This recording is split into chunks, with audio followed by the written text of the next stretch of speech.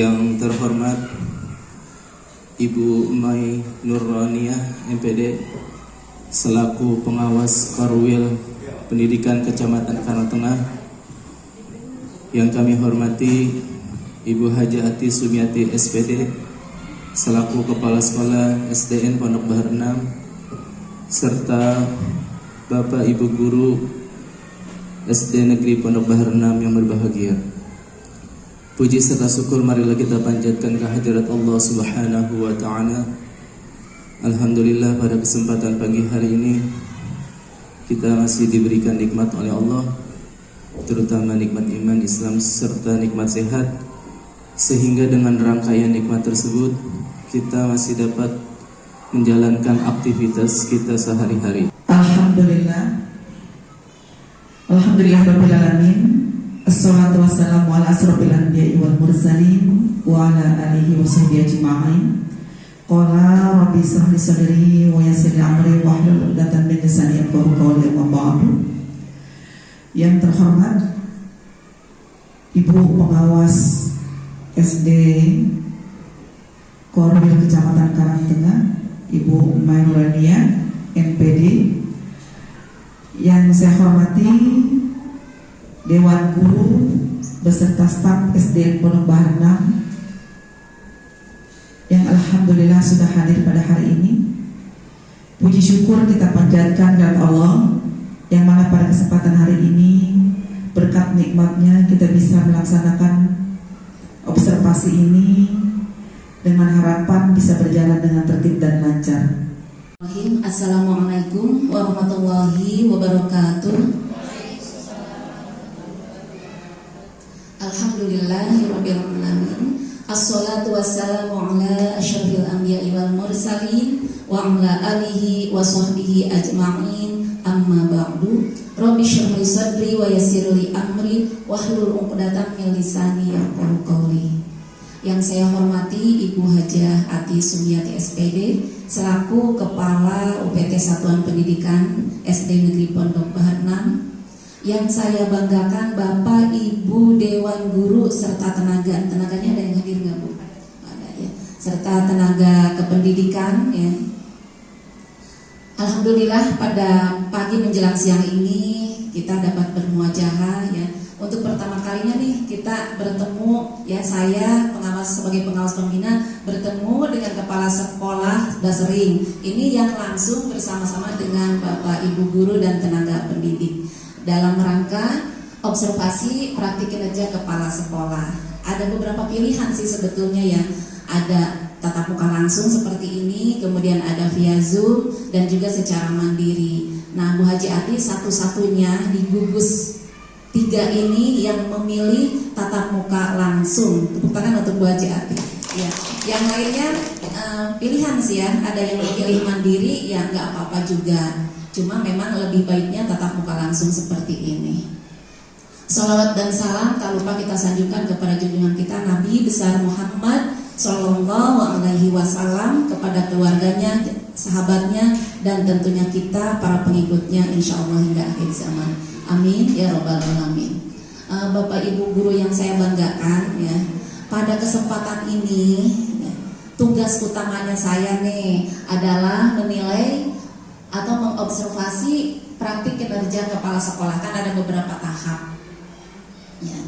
Cuma selain itu saya gunakan kesempatan pertemuan ini adalah untuk melakukan pembinaan kepada Bapak Ibu Guru terkait info-info sekitar pembelajaran atau memang sharing-sharing tentang yang tadi Bu Haji Ati sampaikan, apa kendala dari proses pembelajaran yang Bapak Ibu lakukan.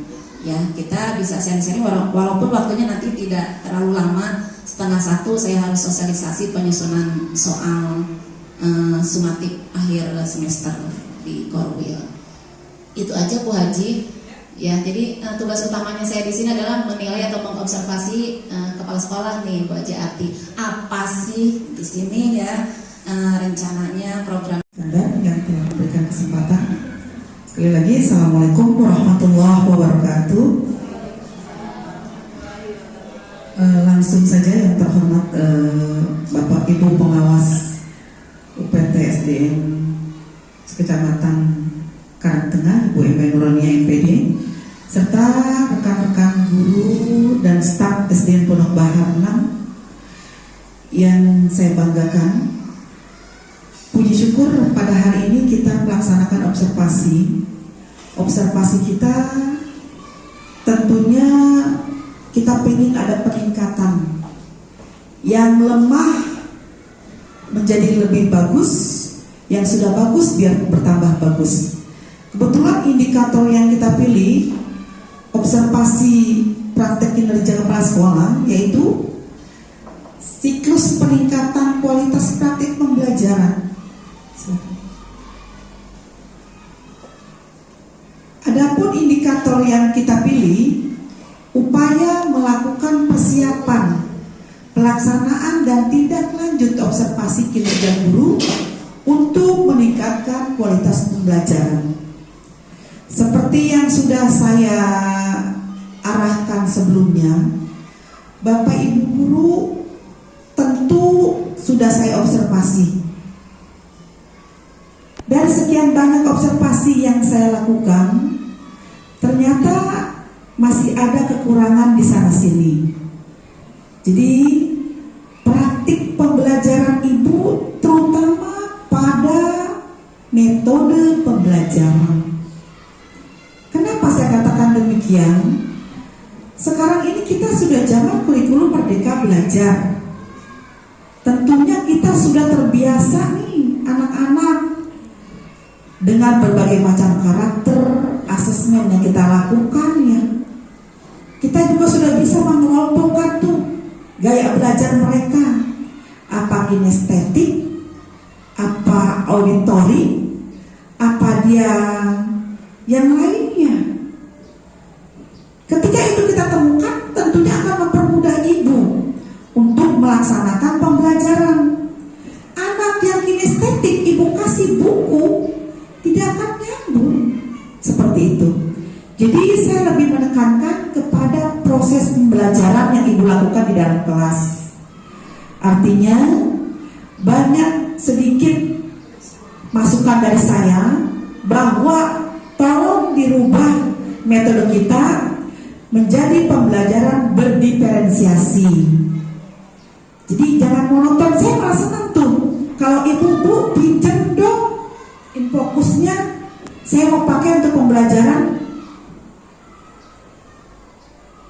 Itu kalau Ibu lakukan saya senang banget.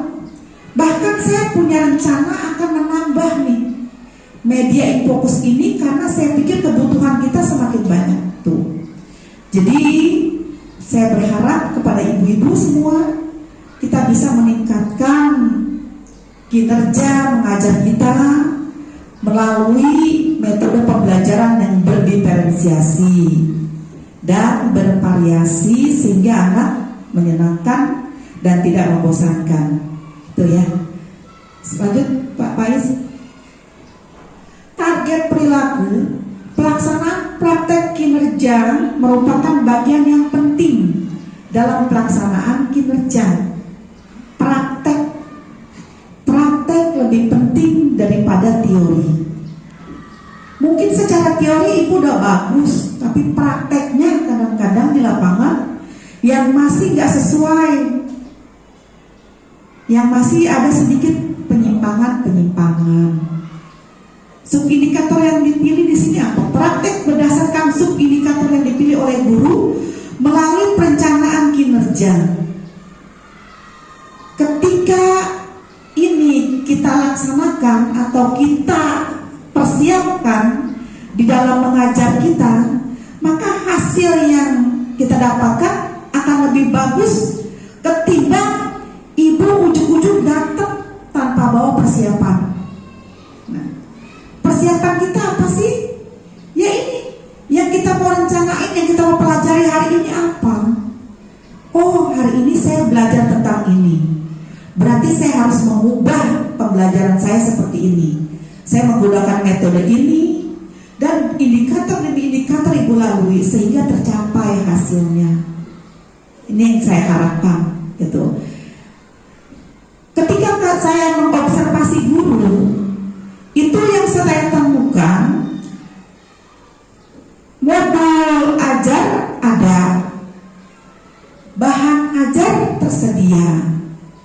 hanya kurang memperluas metode yang ada di dalam modul ajar itu.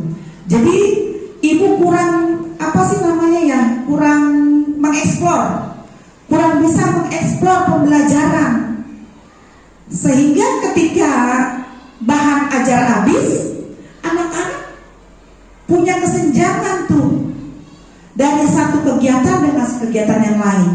Supaya pembelajaran lebih menyenangkan, bagaimana kita tingkatkan tuh, bagaimana cara atau metode kita sehingga pembelajaran itu asik dan menyenangkan. Ada nggak anak yang bilang, "Ibu, udah capek banget ya belajar?" Berarti tandanya mereka bosan. Mereka tidak tertarik lagi dengan pembelajaran. Ketika anak berbicara seperti itu ibu jangan, udah anak, dikit lagi juga pulang, jangan seperti itu. Jadi ibu bisa merubah. Guru itu kan sosok yang superman, serba bisa, serba dituntut untuk serba fleksibel, bisa menghandle keadaan apapun. Itu yang saya harapkan, dan mudah-mudahan indikator-indikator yang kita pelajari atau yang kita lagi canangkan untuk diperbaiki atau diobservasi bisa berjalan dengan lancar. Lanjut, next. Pelaksanaan observasi, pemantauan kinerja, isi dokumen persiapan. Sebelum saya mengobservasi, saya sudah berikan beberapa pernyataan kepada guru bahwa, "Bu, kita PMM ini saya akan mengobservasi ibu. Jadi ibu tentunya punya persiapan. Jangan mau diobservasi hari ini juga baru upload. Ibu baru buka dokumen, baru cari-cari RPP-nya atau modul ajarnya gitu. Jadi saya berharap nih ibu punya persiapan. Dokumen yang diminta itu upload, atau dokumen yang diminta secara bukti otentik, ibu siapkan ada di meja. Mau tahun lalu nggak apa-apa, selama isinya masih relevan, masih bisa diperbaiki, tinggal ibu menambahkan saja kekurangannya. Kita nggak mesti harus bikin yang baru, nggak mesti harus berbuat ini, berbuat itu, enggak. Oh, kalau nggak ada, pakai yang lama, modifikasi. Kita punya sistem ATM, ambil, tiru, modifikasi, tuh ya. Jadi pada kegiatan ini guru diminta untuk memilih setidaknya satu target perilaku yang akan dipelajari dan dapat diberikan penjelasan terkait upaya yang dilakukan untuk mencapai target perilaku tersebut. Pada tahapan ini, guru dapat berdiskusi dengan kepala sekolah untuk menyepakati target perilaku yang ingin dipelajari. Selain itu, guru juga dapat mengunggah dokumen RPP atau bahan ajar atau perangkat asesmen sesuai dengan kegiatan. Tadi saya sudah jelaskan ya, seperti itu. Jadi ibu persiapkan, jangan ujuk-ujuk ngajar, tidak ada bawa persiapan. Hasil, kita bukan nyari hasil tapi proses. Ditekankan lebih kepada proses. Buat apa hasil kalau prosesnya tidak terjadi? Disulap nilai 100, tapi kok ibu gak ada prosesnya, itu akan sia-sia. Jadi proses lebih ditekankan daripada hasil. Kalau ibu udah berproses, ibu udah berusaha menyiapkan dengan yang terbaik, pasti hasilnya akan baik. Dan itu tidak akan bisa dibohongi gitu. Terima kasih. Lanjut. Next. Indikator utama adalah rekomendasi acuan dari rapor instansi yang diprioritaskan pada PMM. Nih Bu, kumpulan rapor kita. Kemampuan literasi murid baik. Pada tahun berapa nih, Is? Tahun sekarang. Yang turun yang kualitas pembelajaran itu ada grafik turunnya. Ya. Kalau naik ke atas berarti dia menuju ke arah lebih baik gitu kan. Kemampuan literasi, membaca, memahami teks non fiksi, surat dan sebagainya, artikel dan novel dan sebagainya, itu ke arah yang lebih baik. Berarti Satu indikator kita sudah dapat, anak sudah mau berliterasi atau membaca gitu, karena menuju arah yang lebih baik, grafiknya naik ke atas. Yang kedua, kemampuan nabrasi murid, alhamdulillah naik juga. Ini 2023 Pak Is? Apa sekarang? 2023-2024. Iya, baik. Kemampuan nabrasi, memahami dan menggunakan konsep bilangan ajar, geometri, aljabar, geometri dan data. Berarti pembelajaran anak tentang nabrasi sudah semakin meningkat. Karakter murid alhamdulillah naik juga. Beriman tuh dengan cara gimana? Bukan dia rajin sholat saja, bukan dia rajin ngaji saja, tapi lebih kepada perilaku, akhlaknya, lebih pada karakternya. Makanya kita ajarkan setiap pagi kita sambut siswa, nak cium tangan, cium tangannya di hidung. Nanti lama-lama kalau dicium tangannya di jidat akan menjadi karakter terbiasa. Tapi kalau kita udah arahin cium tangannya dihirup di hidung, itu lama-lama dia akan terbiasa dan menjadi karakter. Itu yang kita harapkan. Jadi kita bawel nggak apa-apa. Yang penting anak-anak bisa membekas dan bisa menjadi tabiat, bisa menjadi karakter. Gitu. Berakhlak insya Allah, bergotong royong, alhamdulillah. Tanpa diminta mereka saling membantu, saling mensupport, saling memberikan dukungan. Kreatif, kritis, menghargai beragama dan mandiri. Perlu saya kasih tahu, mungkin saya beritahukan Bu Mai atau Bu Pengawas, di Pondok Bahar 6 ini mayoritas Islam. Hanya ada 2 siswa dari 400 sekian, hanya ada 2 siswa yang non muslim gitu. Jadi kekentalan keagamaannya cukup baik. Dan memang itu tidak dibina dari sekolah saja, terbawa dari lingkungan rumah juga gitu. Jadi mereka banyak dapatkan banyak pembiasaan yang dibawa dari rumah. Ketika dia mengaji di sorenya, besok dia bawa ke sekolah, sholawatan itu dibawa kayak gitu, dipakai lagi pada saat kita tadarus. Itu banyak kita dapatkan dari situ, alhamdulillah. Grafiknya juga semakin meningkat. Lalu kondisi keamanan sekolah. Keamanan ini tidak ada perundungan, bukan ke gedungnya ya Bu Mai, tapi lebih ke anak-anaknya. Kita cegah bullying. Kita juga sudah sarankan ketika terjadi saling mengejek, langsung kita kasih tekanan. Ketika kamu mengejek, itu kamu sudah membuli teman kamu. Jadi kita pesan, setiap ada anak yang berbicara jelek, itu akan ada punishment.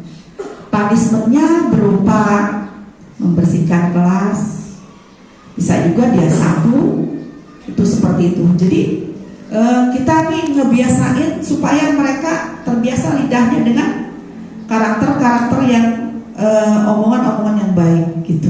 Jadi kita menghindari pembulian, kita juga berusaha mencegah dari sifat perundungan dan sebagainya. Kondisi kebinekaan sekolah alhamdulillah cenderung naik juga. Toleransi yang tadi saya katakan, karena memang kita semuanya mayoritas Islam. Jadi ketika mereka melaksanakan upacara atau dia merayakan hari besarnya, hanya 2 anak itu. Jadi kita ya cukuplah toleransi, karena memang dia cuma berdua gitu. Mayoritas kita Islam. Itu pun kita masih berikan dia toleransi. Kalau memang dia ke gereja, kita juga minta laporan. Mana rapor kamu ketika kamu ke gereja setiap hari Minggu. Itu. Lalu keberagaman budaya. Kita ini kebanyakan pendatang dan Betawi. Pendatang itu karena lingkungan kita ini banyak kontrakan Bu Mai, banyak orang kontrak gitu. Kalau pribuminya rata-rata Betawi ya. Jadi budaya-budaya itu sudah menyatu. Walaupun tidak menutup kemungkinan ada sih yang Batak beberapa gitu, tapi mayoritas dari mereka seperti itu. Gitu. Kualitas pembelajaran nilainya juga cenderung naik, alhamdulillah. Suasana kelas sudah teratur dan kondusif. Itu yang saya perlu tekankan. Hanya metode pembelajaran yang harus bervariasi dan pembelajaran berdiferensiasi harus diterapkan setiap ibu mengajar. Next,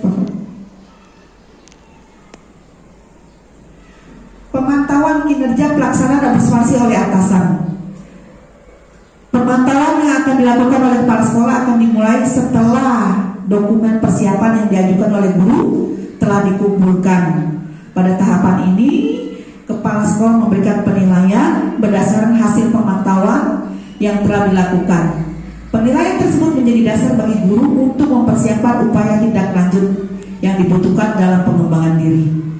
Jadi, sebelum observasi saya sudah canangkan bahwa Ibu tolong buat tanggal observasi tersedia. Ibu langsung, ini dia, ini tanggal observasinya. Yang terakhir oleh, masih ada lagi Bapak Islam, coba ada lagi nggak?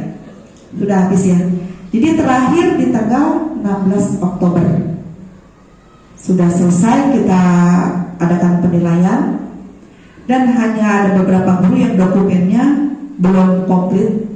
Saya mohon dilengkapi dan dikomplitkan sehingga menjadi 100%. Tuh. Ini jadwal observasi kami dari kelas 1A, 1B, 1C sudah terlaksana semua dan sudah saya nilai. Gitu. Next. Oke, pembinaan kinerja. Isi dokumen tindak lanjut.